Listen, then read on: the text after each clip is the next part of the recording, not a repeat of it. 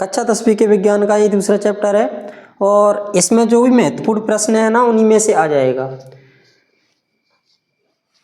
Chapter का नाम है अध्याय 2 अम्ल क्षार लवण। अम्ल क्षार और लवण इसी से प्रश्न बाहर नहीं जाएगा। चैप्टर का जो नाम होता है उसी से रिलेटेड प्रश्न पूछा जाता है, ज़्यादा अंदर तक डीपली नहीं पूछा जाता। प्रत्येक अध्याय की तरह सबसे पहले परिभाषाएं कर लेनी है। परिभाषाओं में गंधी सूचक, उदासीनीकरण अभिक्रिया, plaster of Paris, gypsum, pH मान, ये तुम्हें 5-6 परिभाषाएं कर लेनी है। इन परिभाषाओं से बाहर नहीं जाएंगे और इन परिभाषाओं को कर लेने से तुम्हारे बहुत प्रश्न बनते हैं। पीएच मान क्या है, पीएच मान से आप क्या समझते हैं, पीएच मान को परिभाषित कीजिए और पीएच मान को समझाइए। इस तरह ये पीएच मान की परिभाषा याद कर लेने से तुम्हारा इतना प्रश्न बन जाएगा, 4 प्रश्न बनेंगे। ऐसे ही बिल्कुल जिप्सम को पूछा जा सकता है, प्लास्टर ऑफ पेरिस को पूछा जा सकता है, उदासीनीकरण अभिक्रिया को पूछा जा सकता है, गंधी सूचक को। और जितनी भी परिभाषाएं करनी है वो तुम्हें उदाहरण सहित करनी है। भले ही इसमें लिखा नहीं हो लेकिन उदाहरण सहित करनी है, क्योंकि परिभाषा पूछी जाती है तो उसमें उदाहरण हमें देना होता है। भले ही उसमें लिखा नहीं हो कि उदाहरण सहित समझाइए, फिर भी उदाहरण लिखना उचित रहता है। अब आगे प्रश्न कैसे बनेंगे वो मैं बताऊंगा। उपयोग एवं रासायनिक सूत्र के इस चैप्टर में हमें कुछ रसायनों के, कुछ अम्लों के या क्षारों के हमें उपयोग और उनका रासायनिक नाम या सूत्र हमें कर लेना है। तो व्यंजक चूर्ण के तुम्हें उपयोग करने हैं, कम से कम 2 उपयोग करने हैं और रासायनिक सूत्र उसका एक ही रहता है। धोने के सोडा यानी कि वॉशिंग सोडा, धावन सोडा भी बोलते हैं, इसके 2 उपयोग कर लेने हैं। बेकिंग सोडा, खाने का सोडा, इसके भी 2 उपयोग करने हैं और पीएच मान के 2 उपयोग करने हैं और प्लास्टर ऑफ पेरिस पीओपी के भी 2 उपयोग करने हैं। अब तुम्हारी परीक्षा में 2 उपयोग पूछे जाते हैं लेकिन वहां तक तुम शायद भूल गए, तो इसलिए 3-3 कर लेना। प्रश्न कैसे बनता है, प्लास्टर ऑफ पेरिस किसे कहते हैं और इसके 2 उपयोग लिखिए। प्लास्टर ऑफ पेरिस के 2 उपयोग ये रहे, plaster of Paris, plaster of Paris को ही पीओपी बोलते हैं, वही पीओपी जिसको हम घर मकानों में यूज करते हैं।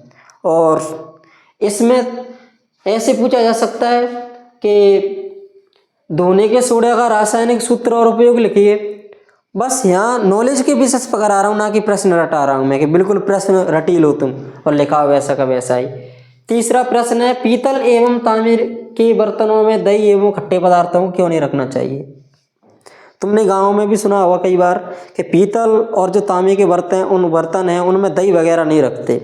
ये बोलते हैं कि जहर बन जाएगा, जहर। वो रियलिटी है, उसमें साइंटिफिक रीजन है कि पीतल एवं तांबे के बर्तनों में हमें दही एवं खट्टे पदार्थों को नहीं रखना चाहिए। और घर वाले जिस परंपरा को मानते आ रहे हैं उनको समझाइए कि इसलिए नहीं रखा जाता है इसमें।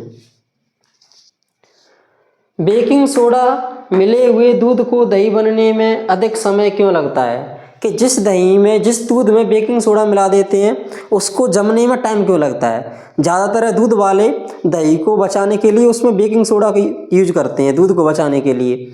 ऐसे उनका दूध नहीं पहुंच पाया जहां तक उनको पहुंचाना था, तो उसको रखने के लिए, फ्रेश रखने के लिए उसमें बेकिंग सोडा का यूज करते हैं। इसमें तुम्हें एक अंतर कर लेना है, अम्ल और क्षार में अंतर लिखिए। ये समझो कि ये वाला प्रश्न कई बार आया और इस साल भी आने के इसके पूरे चांस हैं।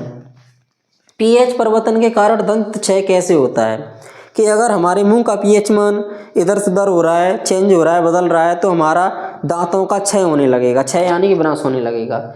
इससे कैसे बचा जा सकता है, इसके उपाय भी दिए हैं। अब इस तरह के प्रश्न तुम याद करोगे तो तुम्हें दैनिक जीवन में भी इसकी जानकारी रहेगी और इस तरह की बीमारियों से बच पाओगे। तो विज्ञान ओनली तुम्हें रटना नहीं है, अपने दैनिक जीवन में भी इसका उपयोग करना है। कठोर जल को मृदु करने के लिए यानी कि सरल हल्का करने के लिए सोडियम यौगिक का उपयोग किया जाता है। लिखिए, सोडियम यौगिक का क्यों उपयोग किया जाता है। कठोर जल वो होता है जिसमें नमक की मात्रा ज़्यादा होती है। अपनी देसी भाषा में कहा जाता है कि खारा पानी, तो खारा पानी यानी कठोर जल, और सोडियम उसके कठोर जल को मृदु कर देता है, सोडियम के अणु। जैसे कि हम सावन की अपमार्जक की प्रक्रिया पढ़ते हैं, मिसाइल बनता है, तब सोडियम का ही तो उपयोग होता है, उसमें अपमार्जक में सोडियम पाया जाता है। तो वही समझो। प्लास्टर ऑफ पेरिस क्या है, इसको आर्द्रता रोधी बर्तन में क्यों रखा जाता है? प्लास्टर ऑफ पेरिस को आर्द्रता रोधी यानी कि जहाँ पर नमी ना हो। पीओपी को अगर नमी वाली जगह में रख देंगे तो वो अभिक्रिया करके सेट हो जाएगा और फिर वो कुछ काम का नहीं रहेगा। आश्रित जल विद्युत का चालक क्यों नहीं होता जबकि वर्षा जल होता है? यानी कि तुम्हारा जो आश्रित जल है वो इलेक्ट्रिसिटी कंडक्ट नहीं करता है, जबकि वर्षा का जल होता है वो इलेक्ट्रिसिटी कंडक्ट करता है। अब प्रश्न कैसे बनेंगे वो सुनो कि पीएच मान से आप क्या समझते हैं, या पीएच मान क्या है? पीएच मान को परिभाषित कीजिए और इसके दैनिक जीवन में 2 महत्व लिखिए। ऐसे भी कई बार आया है प्रश्न कि बेकिंग सोडा का नाम और रासायनिक सूत्र लिखिए। कई बार ऐसे आया है, देखो ये लिखा है प्लास्टर ऑफ पेरिस क्या है, इसके आर्द्रता रोधी बर्तन में क्यों रखा जाता है। प्लास्टर ऑफ पेरिस क्या है, इसका रासायनिक सूत्र व 2 उपयोग लिखिए। अलग अलग तरह से प्रश्न आते हैं, पर इन टॉपिक से प्रश्न बाहर नहीं जाएगा और इससे भी कम तुम्हें क्या करें, फिर तो तुम बिल्कुल पढ़ने में बिल्कुल गधे हो, इतना भी नहीं कर पा रहे तो। इसमें से तुम 1-2 प्रश्न छोड़ सकते हो और इसमें तुम डेफिनेशन को और उसके सूत्र और उपयोग को नहीं छोड़ सकते। इसमें तुम्हारी अभिक्रियाएं भी पूछी जाती हैं, अम्ल और क्षार से रिलेटेड अभिक्रियाएं आती हैं संतुलित करने के लिए, जो पहले चैप्टर में था बिल्कुल वैसे ही। तो उन पे कम ध्यान देना अगर तुम्हें मोस्ट क्वेश्चन ही करनी है इन 9 प्रश्न में से। और ये तुम्हें 9 दिखने में 9 लग रहे हैं, इनमें प्रश्न अंदर प्रश्न लिखे हैं तो उनको करने में तुम्हारी हेकड़ी निकल जाएगी।